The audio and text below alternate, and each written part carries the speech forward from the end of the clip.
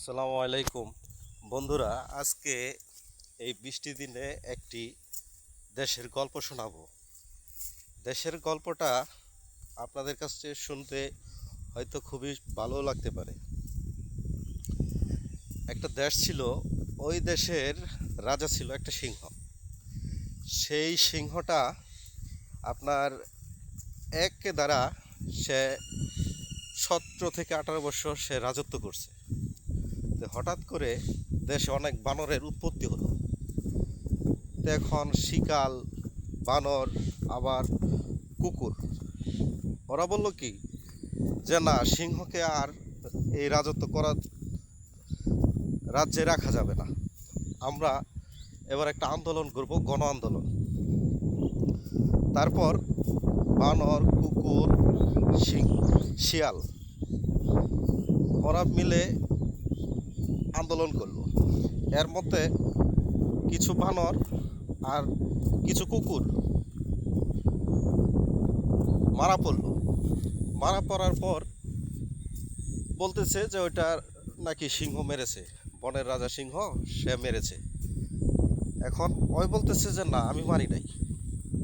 তো এখন সে বলতেছে আচ্ছা, যখন এই দোষটা আমার উপরে আসে, তাইলে আমি এক কাজ করি, আমি রাজ্যটা ছেড়ে চলে যাই। রাজ্যটা ছেড়ে যখন চলে যাব, তখন দেখি কে রাজ্যটা চালায়, আমার চেয়ে ভালো কে চালায়। তারপর যে কথা সেই কাজ, সে চলে গেল। চলে যাওয়ার পর তখন হঠাৎ করে ওই সিংহের সিংহের ছিল একজন সেনাপতি, সে ছিল ভল্লুক। ভল্লুক ছিল সেনাপতি। তখন সেনাপতি বলল, ভল্লুক বলল যে রাজামশাই, আপনি আসেন, আপনাকে এখন চলে যেতে হবে। আপনাকে যদি না চলে যান, তাইলে আমরা কিন্তু আপনাকে গুলি করে মেরে ফেলব।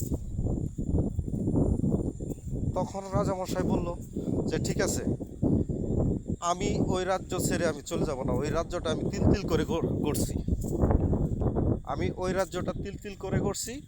ওই রাজ্যের দায়ভার আমার, সুখ শান্তি আমার, প্রজার সুখ শান্তি আমার। ওই ভল্লুক বলল যে না, আপনাকে যেতে হবে, যদি না যান তাইলে আপনাকে রাখা যাবে না।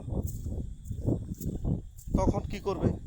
সে বাধ্য হয়ে তাকে জোরপূর্বকভাবে অন্য রাজ্যে তাকে দিয়ে আসা হলো।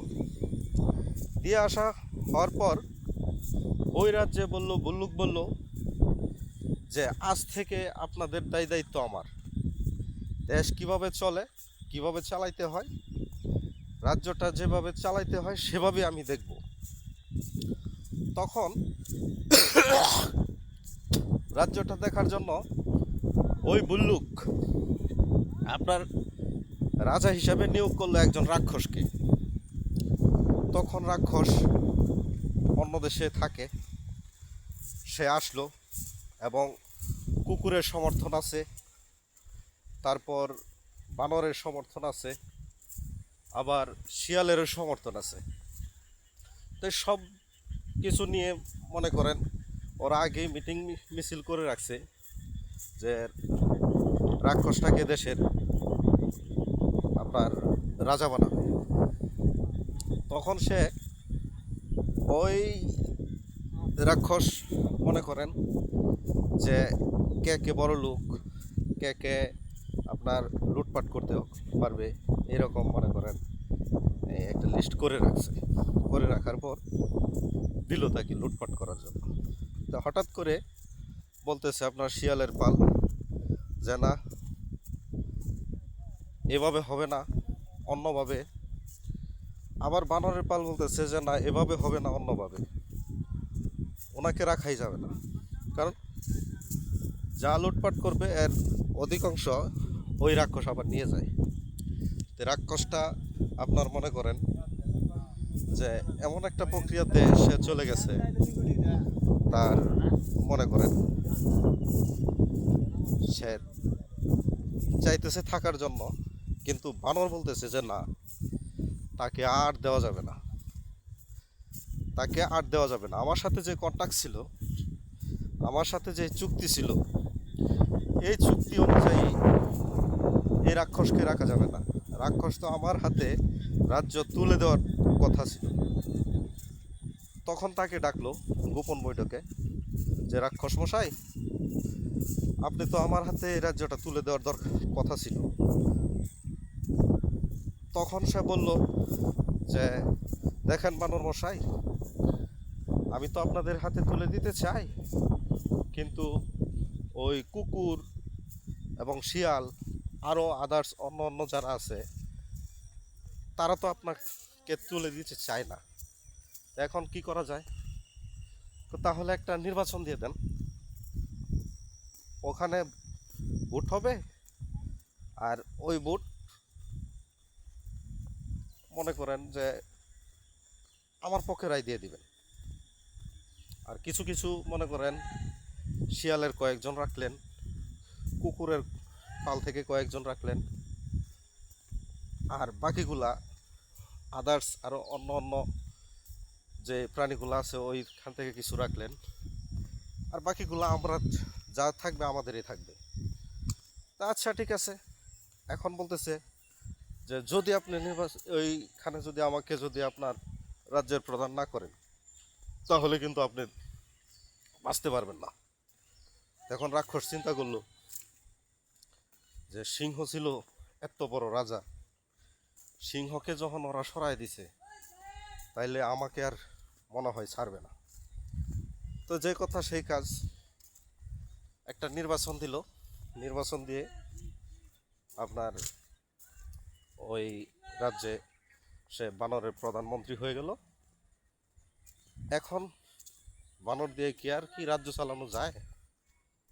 মনে করেন এই সংকট, সেই সংকট, সেই সংকট, যেমন ধরেন বিদ্যুৎ নেই, গ্যাস নেই, তেল নাই, এই আদার্স অনেক জিনিসই নাই। এখন বানর তো আর রাজ্য চালাইতে পারে না। এখন যে কথা সেই কাজ, ওই কুকুর শিয়াল